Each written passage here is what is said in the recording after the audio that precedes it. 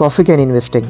एक ऐसी स्ट्रैटेजी जिसमें कम से कम रिस्क में शेयर बाज़ार से बड़ी संपत्ति हासिल करना एक आम निवेशक के लिए काफ़ी आसान रास्ता है। 10 हाई क्वालिटी शेयर्स में इक्वल अमाउंट इन्वेस्ट करके 10 साल के लिए अगर हम अपने डीमैट अकाउंट में इसे बिना छुए होल्ड करते हैं तो अपने भविष्य के लिए हम एक अच्छी संपत्ति इससे कमा सकते हैं। तो अब ये कॉफ़ी कैन इन्वेस्टिंग स्ट्रैटेजी है क्या? 10 हाई क्वालिटी शेयर्स हम किस बेसिस पर चुनेंगे, किन बातों को ध्यान में रखना ज़रूरी होगा और साथ ही कॉफ़ी कैन इन्वेस्टिंग के रियल टाइम पोर्टफोलियो के कुछ एग्जाम्पल को आज हम इस वीडियो में समझेंगे। Hello friends, welcome to my YouTube channel Raj Equitech. आज की हमारी ये वीडियो एक फेमस बुक से इंस्पायर्ड है जिसका नाम है कॉफ़ी कैन इन्वेस्टिंग, जिसे मिस्टर सौरभ मुखर्जी ने लिखा है। ये वीडियो इन्फॉर्मेशन पर्पज़ के लिए बनाई गई है। किसी भी तरह की इन्वेस्टमेंट करने से पहले आप अपने फाइनेंशियल एडवाइज़र की एडवाइस ज़रूर लें। अपने डीमैट अकाउंट में कॉफ़ी कैन पोर्टफोलियो बनाने के लिए हम सिर्फ उन्हीं कंपनीज़ के शेयर्स को बाय करेंगे जिनका मार्केट कैपिटल 100 करोड़ से ऊपर या ज़्यादा का है, और साथ ही ये कंपनी ऐसी हो जो पिछले 10 सालों में अपने सेल्स को हर साल 10% से ग्रो करने में कामयाब रह चुकी हो। इन बेसिक चीज़ों को कंफर्म करने के बाद जो सबसे ज़रूरी पैरामीटर है जिनके बेसिस पर हम अपना कॉफ़ी कैन पोर्टफोलियो बनाएंगे वो है ROCE यानी रिटर्न ऑन कैपिटल एम्प्लॉयड, और उस कंपनी की रेवेन्यू ग्रोथ। कंपनी की ROCE पिछले 10 सालों में हर साल 15% से ग्रो कर चुकी हो और साथ ही रेवेन्यू ग्रोथ भी हर साल 10% से ग्रो कर चुकी हो। सिर्फ उन्हीं कंपनीज़ को हम अपने पोर्टफोलियोज़ में बाय करके रखेंगे अगले 10 साल के लिए, जिसमें हम टोटल 10 कंपनीज़ में इन्वेस्ट करेंगे और जो रकम हम इन्वेस्ट करेंगे वो भी हर एक कंपनी में सेम अमाउंट होगी।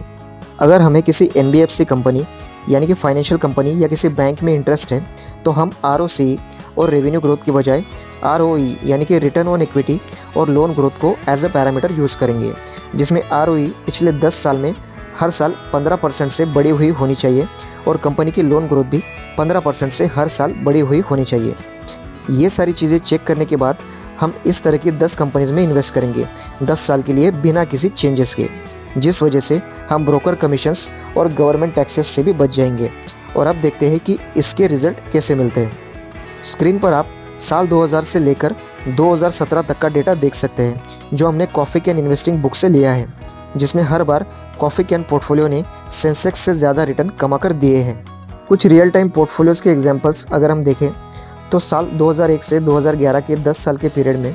कॉफ़ी कैन इन्वेस्टिंग पोर्टफोलियो में जो कंपनी शामिल थी उनमें हीरो मोटोकॉर्प ने हर साल 34% की रिटर्न, सिप्ला ने 14% की रिटर्न, HDFC ने 28%, अपोलो हॉस्पिटल ने 30%, LIC हाउसिंग फाइनेंस ने सबसे ज़्यादा 47% की रिटर्न्स और रूफित इंडस्ट्रीज़ ने -26% यानी कि नेगेटिव रिटर्न्स दिए हैं, जिसमें से रूफित इंडस्ट्रीज़ में हुए नुकसान को भी अगर हम इसमें जोड़ें तो उसके बाद भी इस पोर्टफोलियो ने 32.2% के साल दर साल रिटर्न दिए हैं। एक और एग्जांपल हम देखेंगे साल 2007 से 2017 के कॉफ़ी कैन पोर्टफोलियो का, जिसके हर कंपनी के शेयर्स के रिटर्न आप स्क्रीन पर देख सकते हैं, जिसमें से सुपराजीत इंजीनियरिंग के स्टॉक ने सबसे ज़्यादा 37.8% के साल दर साल रिटर्न दिए थे और एफ्रिक कंपनी में हुए -29.7% के नुकसान को जोड़ने के बाद भी इस 10 साल के पोर्टफोलियो ने साल दर साल 19.7% के रिटर्न्स दिए थे, जो कि काफ़ी अच्छे थे। तो दोस्तों, ये थी कॉफ़ी कैन इन्वेस्टिंग स्ट्रैटेजी, जिसके कुछ सिंपल पैरामीटर जैसे कि ROCE, ROE, रेवेन्यू ग्रोथ और लोन ग्रोथ को एनालाइज करके आप भी अपना खुद का कॉफ़ी कैन पोर्टफोलियो अगले 10 साल के लिए तैयार कर सकते हो। आज की वीडियो आपको कैसे लगी मुझे कमेंट में ज़रूर बताएं और प्लीज़ इस चैनल को लाइक, सब्सक्राइब और शेयर कीजिए। Thank you.